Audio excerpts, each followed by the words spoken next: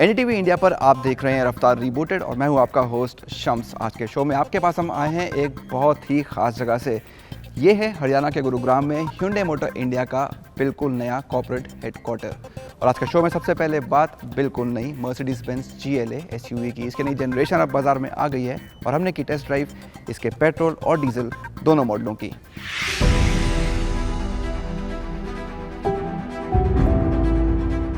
Mercedes-Benz GLA class अपनी दूसरी generation में है और कार दुनिया भर में काफ़ी पॉपुलर रही है।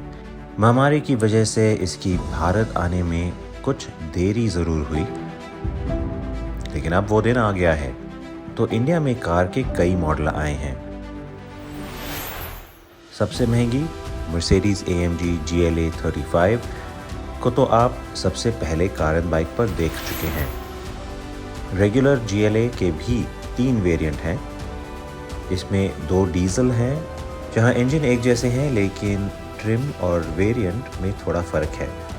और ये GLA 200 जिसमें पेट्रोल इंजन लगा है।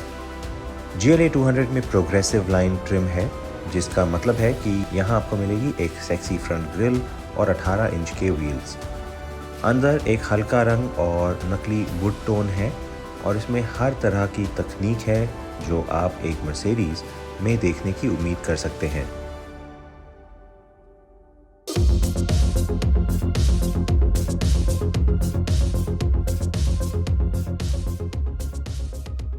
SUVs में हमने ज़्यादातर देखा है कि डीजल का होना बहुत ज़रूरी होता है, लेकिन कॉम्पैक्ट SUVs में ऐसा नहीं है। और ख़ासकर कि एंट्री प्रीमियम कार में, जहां हमने देखा है कि ज़्यादातर ग्राहक गाड़ी खुद चलाना पसंद करते हैं, ड्राइवर का इस्तेमाल नहीं करते या कम करते हैं, वहाँ पे भी एक पेट्रोल का होना बहुत ही ज़रूरी है कंपनी की स्ट्रैटेजी के लिए। और इसलिए मैं खुश हूँ कि मर्सिडीज़ ने पेट्रोल और डीजल दोनों को साथ में लॉन्च किया है।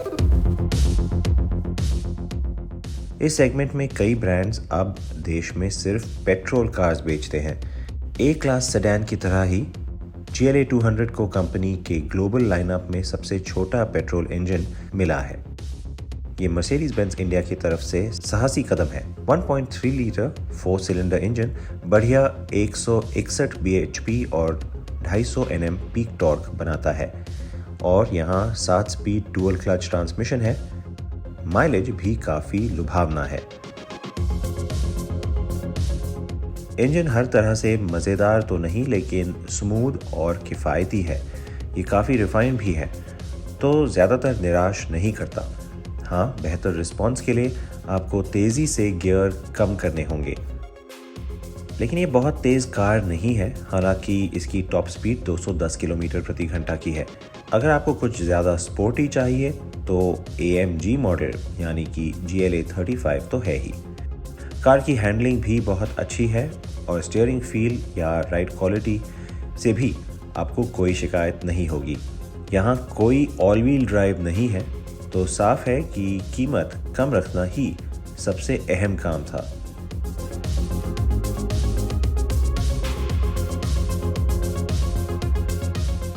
GLA का पिछला जनरेशन भी बहुत लोकप्रिय था, बहुत लोग इसे पसंद भी करते थे, लेकिन शायद अगर इस कार में एक शिकायत थी वो थी इसकी ओवरऑल स्टाइलिंग। बहुत लोगों को लगता था कि इसमें वो SUV वाली बात नहीं है प्रोपोर्शन या फिर ओवरऑल लुक में। और दूसरी चीज़ थी कि पिछले जनरेशन में हमें बहुत वेट करना पड़ा 4 व्हील ड्राइव वर्जन के लिए। इस बार ऐसा नहीं है, 4मैटिक शुरुआत से ही बाज़ार में उपलब्ध है। शम्स? बिल्कुल सिद्धार्थ, और ये इसका AMG लाइन है तो दिखने में ज़्यादा खूबसूरत है मेरे हिसाब से।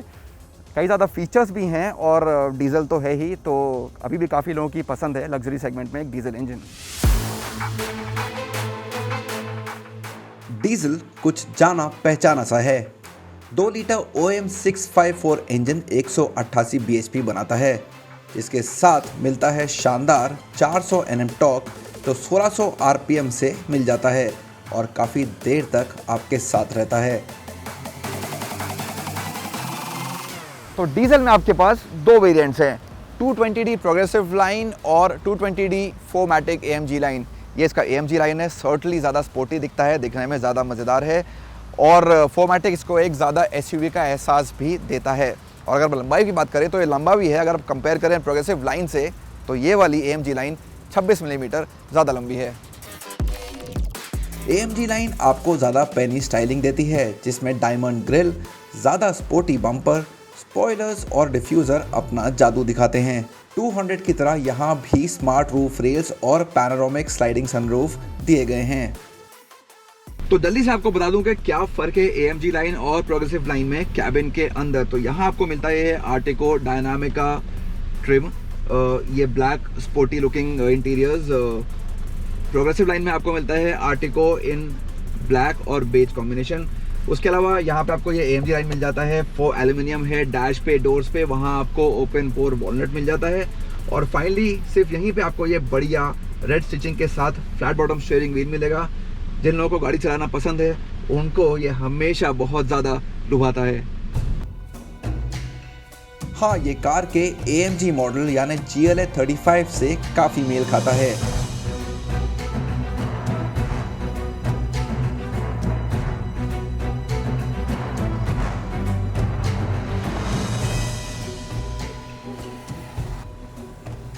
अगर आप एक सस्ता ठीक ठाक माइलेज वाला मॉडल चाहते हैं GLA का, तो वो पेट्रोल इंजन के साथ है। लेकिन अगर आपको ज़्यादा परफॉर्मेंस चाहिए तो आपको डीजल की तरफ देखना पड़ेगा।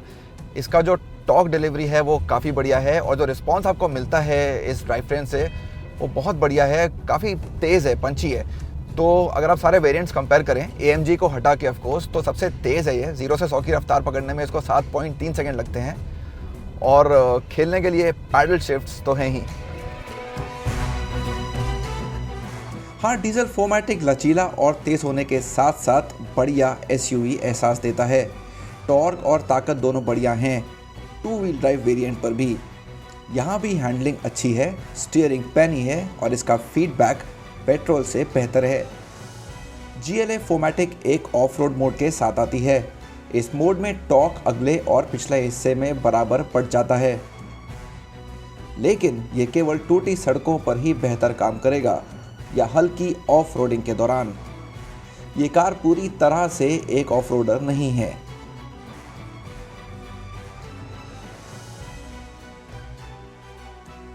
अगर शायद सबसे बेहतरीन एक चीज़ आप मुझसे पूछें क्या है GLA की, तो वो है इसकी राइड क्वालिटी। बहुत आरामदेह सवारी आपको इस कार में मिलती है।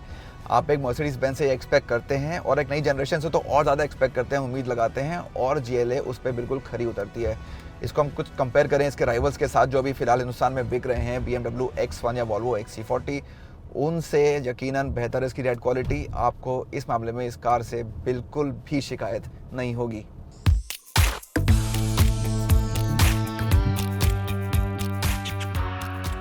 एंट्री प्रीमियम सेगमेंट के हिसाब से GLA की साइज़ सही है।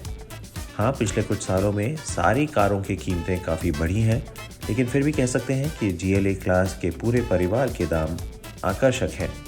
लॉन्च के समय कीमतें कुछ कम थी, जिसके बाद इन्हें बढ़ाया गया है। वेरिएंट के हिसाब से भी काफ़ी विकल्प हैं।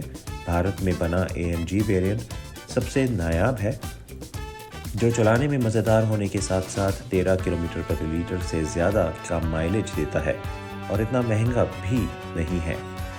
तो इंडिया के एंट्री प्रीमियम सेगमेंट में GLA क्लास का स्वागत है।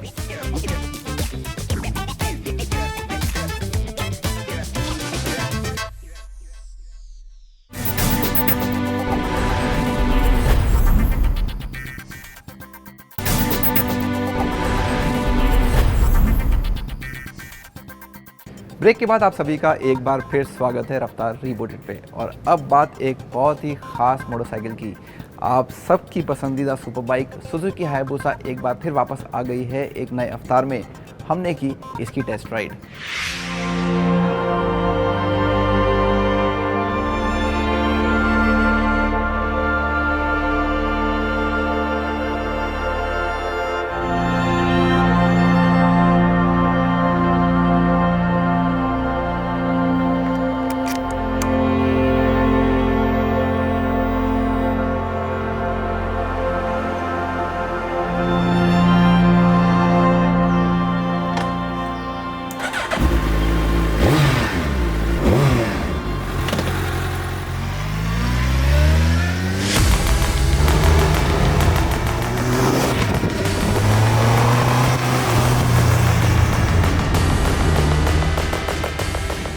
नई अवतार में आए दुनिया की सबसे जानी मानी मोटरसाइकिल। एक दशक से भी ज्यादा समय के बाद सुजुकी हायाबुसा को मिला सबसे व्यापक बदलाव। अपनी तीसरी जनरेशन में बाइक को नया और पैना बॉडीवर्क मिला है और इसे कई बड़े बदलाव भी दिए गए हैं, लेकिन दिखने में ये दमदार डिजाइन वाली बूसा करीब करीब पहले जैसी ही है। हालांकि इसका प्रदर्शन पहले से भी बेहतर हो गया है।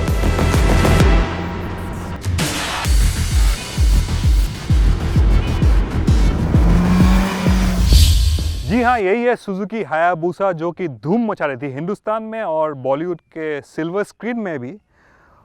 लेकिन हिंदुस्तान आने से पहले 1999 में लॉन्च हुई थी सुजुकी हायाबुसा पहली बार, और दुनिया में सबसे पावरफुल मोटरसाइकिल्स में से एक है, बल्कि सबसे पावरफुल मोटरसाइकिल्स रही है ये।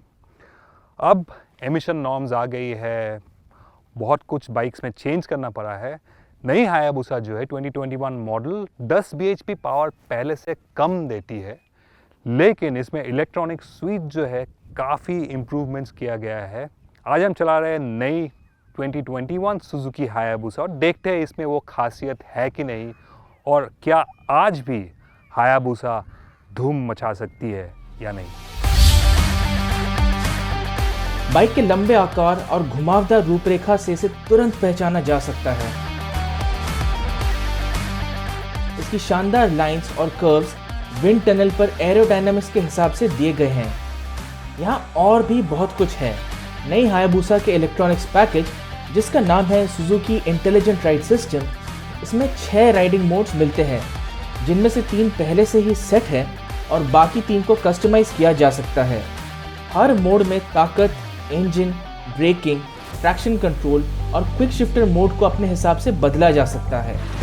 यहाँ आपको cornering ABS, speed limiter, launch control, slope descent control, hill hold control और क्रूज कंट्रोल भी साथ में मिलते हैं।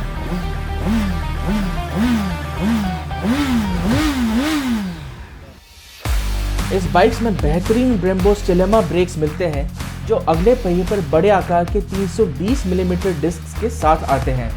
इसके बाद अगले और पिछले हिस्से में पूरी तरह एडजस्ट होने वाले सस्पेंशन दिए गए हैं, जो KYB से लिए गए हैं। इंजन इसका 1340 सीसी इनलाइन 4 वही है, लेकिन अंदर इसका सब कुछ नया है। नया पिस्टन्स है, लाइटर पिस्टन्स, कनेक्टिंग रॉड्स नया है, लाइटर है, स्टिफर है, वेल्व स्प्रिंग्स नया है और इलेक्ट्रॉनिक स्विच जो है बिल्कुल नया है। 6 एक्सिस IMU है, 6 एक्सिस में इसका डायनेमिक्स कैलकुलेट करता रहता है हमेशा, और इसका जो इलेक्ट्रॉनिक्स है, traction control, lift control, engine braking, सब कुछ खुद ब खुद कैलकुलेट करके आपको हमेशा सेफ रखती है। किसी भी तरह का सिचुएशन हो, वेट रोड्स हो, high speed manoeuvring, cornering, handling, बिल्कुल लाजवाब है। खुली सड़क पर बूसा अपना असली रंग दिखाती है, वो भी स्थिर और विश्वसनीय तरीके से। एक्सीलरेटर घुमाते ही इसकी ताकत का अंदाजा आपको हो जाएगा, जहां कोई परेशानी नजर नहीं आएगी, और ये किसी भी गियर पर लगातार एक जैसा दमदार प्रदर्शन बरकरार रखेगी। 16,40,000 एक शोरूम में आपको मिलेगी सुजुकी हायाबुसा। मेरे हिसाब से बहुत ही शानदार प्राइसिंग है। आपको बहुत पावर मिलेगी, सुपर स्मूथ इंजन, बहुत सारे इलेक्ट्रॉनिक्स, और ये डिज़ाइन कहीं भी जाओगे आप, लोग आपको मुड़ के ज़रूर देखेगी। सबको मालूम है ये शेप सुजुकी हायाबुसा की ही है। हाँ, थोड़ा बहुत प्रॉब्लम्स है, लेकिन ये रेगुलेशंस के हिसाब से नंबर प्लेट होल्डर थोड़ा अजीब सा लगता है। पीछे एक सारी गार्ड भी दिया गया है, अगेन रेगुलेशंस गवर्नमेंट का। अगर आपके पिलियन साड़ी पहन कर कभी बैठना चाहती है तो आपको ये सीट, हम्प निकाल के सीट लगाना पड़ेगा इसमें। Superb engine, great electronics package, great handling, overall बहुत बहुत शानदार मोटरसाइकिल 2021 सुजुकी हायाबुसा। तो ये था इस हफ्ते का रफ्तार रिबूटेड। हमेशा की तरह हमें जानने का इंतज़ार है कैसा लगा आपको हमारा आज का प्रोग्राम। ट्विटर पे हमारा हैंडल है कारिन बाइक हिंदी, हमें ज़रूर लिखकर बताएं। मिलते हैं अगले हफ्ते कुछ और नई कार्स और बाइक्स के साथ। तब तक अपना ध्यान रखिए, सड़क पर सेफ रहिए, बाइक और स्कूटर पे हेलमेट पहनना बिल्कुल ना भूलें और कार में सीट बेल्ट ज़रूर लगाएं।